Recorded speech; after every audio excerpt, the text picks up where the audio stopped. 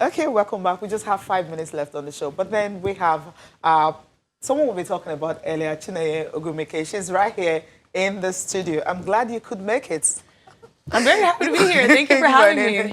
Yeah, thank you for coming. I know the traffic and everything. Yeah, I'm not used to it. I usually go to Abuja, and so Lagos is a different adjustment, you know? Absolutely. You just have to adjust.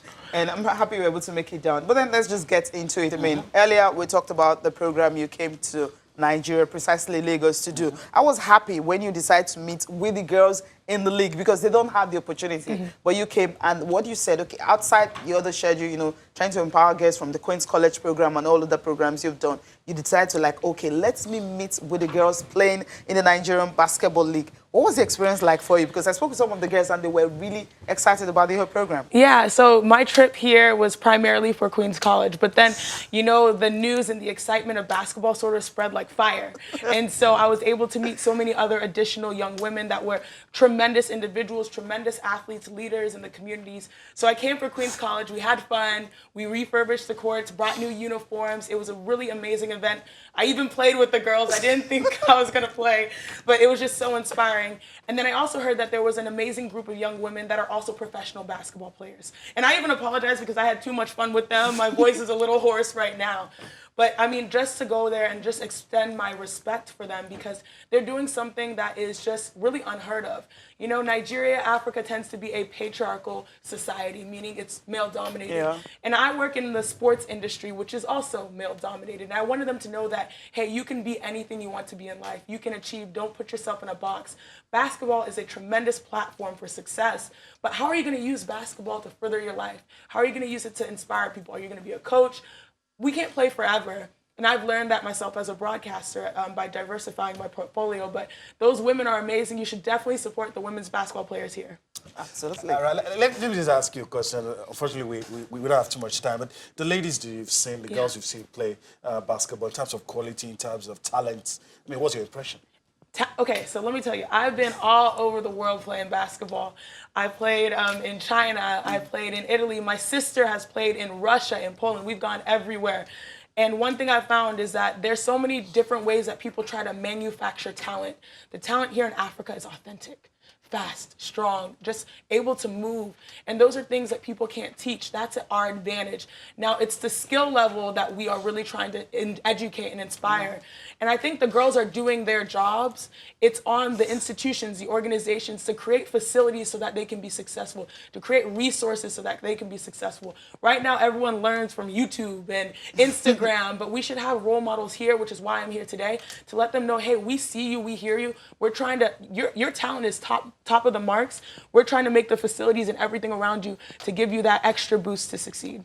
Right. Okay, remarkable. I mean, let me talk about your club now, WNBA player. You're the vice president of WNBA Players Association and all that. And recently, you girls just hit like a good mile, so to speak. We know how difficult it is when you talk about equal pay. The national team, the soccer team, USA, they're still fighting for it, despite the fact that they've had so many success. How were you girls able to reach that agreement you had recently? I'm an African girl, let me tell you. So, do you know who the president of the WNBPA of course, is? Indeka. A little nepotism here. My big sister Yeah. is the president. I'm the vice president. But in basketball, we've always been a tag team, a duo. And so what we just did is we signed a collective bargaining agreement, which is pretty much the rule book in which the WNBA players will play on for the next 8 years. It was a landmark deal because we doubled pay. We even, you know, we're athletes that play later into our ages. We now have family planning benefits for surrogacy, adoption later on in life. There's so many great, like we've upped our travel and hotel accommodations. We were negotiating for a year and a half. We were on the other side was the NBA, and we're trying to say, you need to bet on women. You need to invest in women. So we had this landmark deal. My big sis went to Good Morning America and was with Robin Roberts and had a great time. But it was a celebration of not just, one thing I realized is that a lot of people said the deal was groundbreaking. It's not true. It was ground establishing. We didn't have any ground to stand on as women. And I think it resonated because all women deserve to have, you know, full pay when they're on maternity leave. That's something included in our agreement. All women deserve fair pay, not necessarily equal pay, because a lot of people think in the NBA, hey, they want LeBron James money or they want that type of money, Steph Curry money. Generational wealth, right? We want fair pay for the work we put in. We want to grow with the business. So basically we're able to leverage our own power and find our own power, so that now the NBA, which I'm very proud to say, has truly bet on women. And it was led by two Nigerian girls, which is fun. No, they carry less, you know. Now, you said there was really nothing to build on. I was thinking maybe you guys will borrow a leaf from the U.S. soccer national team, because they've been fighting for years. I think it was just 2-3 years ago that they were having some of the benefit they were asking for, talking about, you know, flight, hotel accommodations, and so many other things and all. You didn't have anything. What was it like before you had this groundbreaking? Agreement, yeah. So basically in 2016, I realized that something really powerful was happening in the US. It was the women's movement. It started with Hillary Clinton almost becoming the first president. And so a lot of women came out of the woodworks, and we started realizing we have to harness our collective power.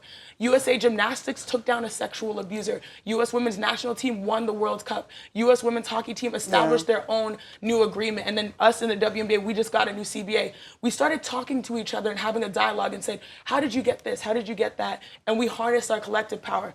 Everyone has been supporting each other, and that's one thing I love about women. We've started to band together. All right. Let me ask you this. A lot of young ladies are looking at you now.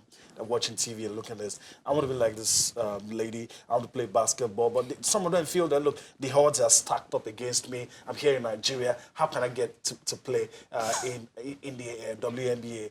Do you admit that it's tougher to get it done from here? Or you feel once you have the talent, you'll get there eventually? It absolutely is more difficult to get it done from here. I'm Nigerian American, born and raised in Houston, Texas, but I have Nigerian blood. And I have the best of both worlds. You know, I have the American opportunities, but I have the Nigerian authenticism. You know, I have the Nigerian blood, that strength, that determination to carry forward. It was a perfect situation for my sisters and I, because it's not just my big sister. I have two younger sisters that also play basketball. It was the perfect amalgamation of ideas and beliefs that allowed us to succeed. These young women don't have enough opportunities here. We need a better women's basketball league here, and that's something I've been extremely passionate about. We need better courts and facilities. All they should have to do is go out there and play and display their talents. But there's so many challenges. That's why I brought many shoes, sports bras, spandex, uniforms, as much as I could bring. I mean, I'm telling you, I carried 9 bags from the airport to try to make sure I could touch as many people and young women so that they just feel like they can just go out there and play. That is our duty for those who have a platform, and that's my mission, so that things are easier so that they can capitalize on their opportunities. Their road is way, way tougher, but in actuality, the talent is undeniable. If you are talented, we will find you. Now there's YouTube, there's Google, there's everything to be seen, but we just have to make it an easier pathway for them. Okay, there's a question that everyone has been asking me. I mean, someone just sent a message and I want to ask you again. I mean, why didn't you play for Nigeria? I was trying to explain them, like, they need to hear it from you because I'm tired of explaining. Yeah, no, everyone asks, why don't you play for Team Nigeria? Why aren't you part of the Tigers and all that stuff? Well, I was born and raised in Houston, Texas.